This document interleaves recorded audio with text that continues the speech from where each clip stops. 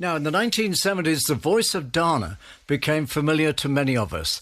The singer first rose to fame after her victory at the Eurovision Song Contest in 1970. She was born in London but raised in Ireland and was signed to Decca Records in the late 60s when she was still at school.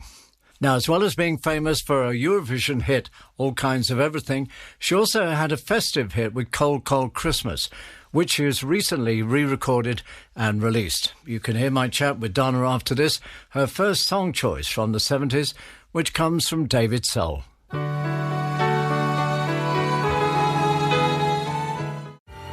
give up on us, baby. That's David Soul and Don't Give Up on Us, Baby. And that's the choice of Dana, who's our guest on My 70s this afternoon. Dana, very good afternoon. Good afternoon. It's lovely to talk to you, Johnny. How are you doing today? I am doing great. It's a little bit of blue sky, a little bit of rain, but it's lovely. Good. Now, are you a fan of David Soul, or is it just that particular record you liked? You know, it's the memories around it. I had a very big scare with my voice. I had a cancer scare, growth on the cords. And the next thing I recorded was with Tony McCauley. He, of course, had written, I think, a couple of hits for David Soul. I was flown out to Los Angeles. We recorded this song, which I found extremely difficult to do, Johnny. But we had a day off, and he said, come on, we'll go down to the set of Starsky and Hutch, which, of course, everybody loved, that I knew, loved it. We went down to the set. I met David Soul. He was delightful. He said, hey, we're going to see a new band tonight in a very famous venue called Whiskey A Go-Go. A new band. They're going to be terrific. They're going to be big. And that was Blondie. Wow. So every time I hear this song, there I am swanning around Los Angeles. And so it has a lot of memories for me. Now, all of this happened. Your life just changed completely when you won the Eurovision Song Contest for Ireland. So yes. Tell us how you came to represent Ireland. At that time, they had auditions to open up to amateur semi-pros because most of the professional singers had already taken part. So I was amateur. I was still at school. I took a bus down to the auditions in Dublin in my school uniform. I was given a song to sing in 1969, and it came second. And then I decided I wasn't going to be a singer during that year, but the producer remembered me. And he literally called me the winter of 69. He said, I have a song I think would suit you. So hold on. So we're talking about the Irish National Song Contest, is that exactly, right? And exactly. And the winner of that would be the one that was chosen for Eurovision, is that right? That's right. Okay. Exactly right. So you're having to go into second here. Yeah, I did. I sang All Kinds of Everything. Never thought I had a chance of winning. The song won, and I went to Amsterdam, completely unknown, not only in Europe, but even in Ireland. I mean, I was still at school. And the song won and completely changed my life. You're cutting a long story very short there. So yeah, I did. You went off to Amsterdam. Now, this is a big thing. How many people went with you? Did you have a lot of support? Did any of your family go? I had my mum and my granny. And I've often said, Johnny, we were waved off by 2 cleaners and a porter. And when I came back, there was about 5,000 people hanging off the building. It was unreal. So there we go, the night of the contest. At what stage of the show were you singing? Were you near the beginning, near the end, or where? I was the last. Wow. It was a new theatre, and we all sat in one room at the back, round like a long table, and there was one television on the wall. So as everybody got up and went out, there was a lot of camaraderie. I'm sure there was a lot of anxiety too, but I had nothing to lose. I was just watching everybody. Of course, Julio Iglesias sang for Spain. How were your nerves? Were you getting, as the night wore on and you're still waiting, you're the last one to go, were your nerves getting worse and worse, or how did you feel? I was nervous, of course, but I wasn't petrified. As I was waiting to walk on the stage, I remember thinking of my dad at home, my brothers, my aunts, my uncles, my friends, and saying to myself, don't screw it up. Just go on there and do it. And that's what I did. But somebody who used to suffer from an awful lot of nerves and was very insecure about her own vocal talents was Dusty Springfield. What a wonderful singer she was. She was part of my childhood. I loved her voice, and her voice developed more when she left the Springfields and went solo. I think she was freer. And you're right, she was nervous, but I think she was a wonderful artist, and she was very kind to me. We did a little mini tour together in Germany and in Paris. When we got to Paris, I'd lost all of my makeup. And of course, she was famous for the very dark black eyes. Anyway, she lent me all her makeup. Wow. Yes, she was very kind to me, actually, and I still love her very much. And what song of Dusty's would you pick for us? Well, there were many I could pick, but they were in the 60s. But from the 70s, How Can I Be Sure? Wonderful song.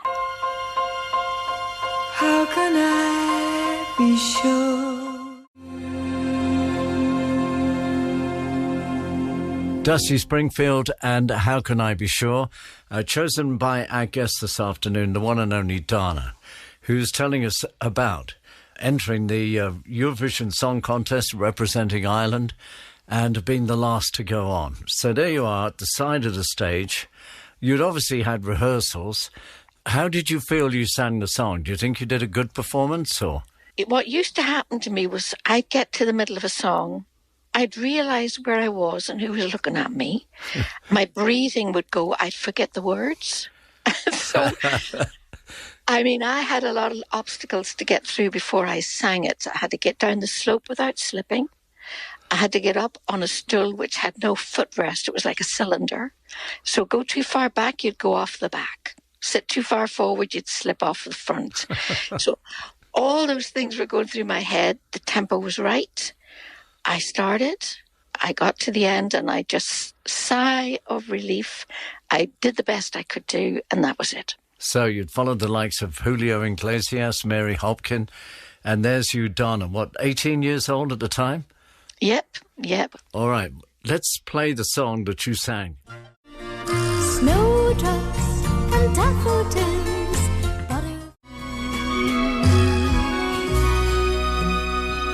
There it is. That's the big song for Ireland in 1970, sung by Donna, who's on the line now on Radio 2.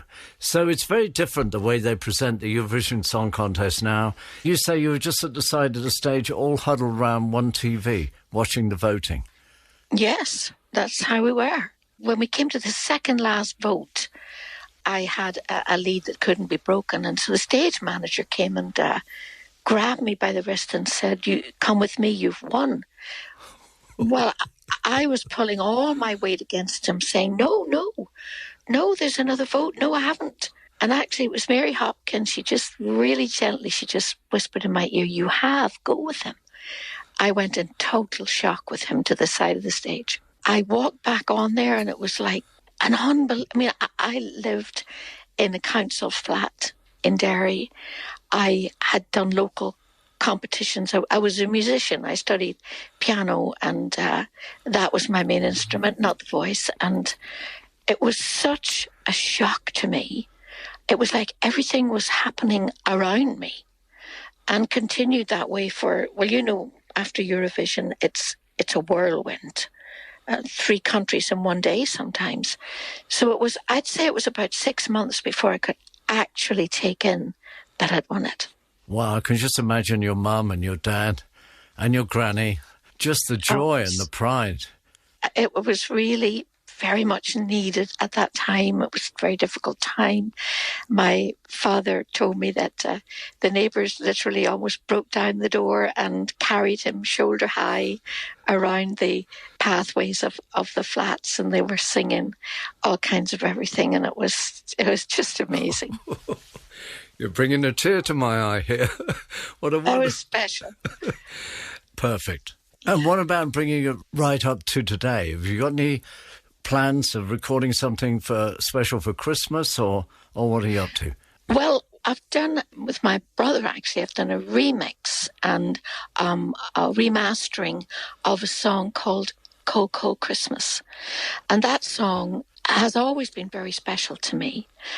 But the first time I recorded it, I had absolutely no input into the arrangement or the key or anything. I was recording in Germany, and Roger Greenaway came over from, I was with GTO Records, and he said, Dickley, he says that this song is for you and you have to record it.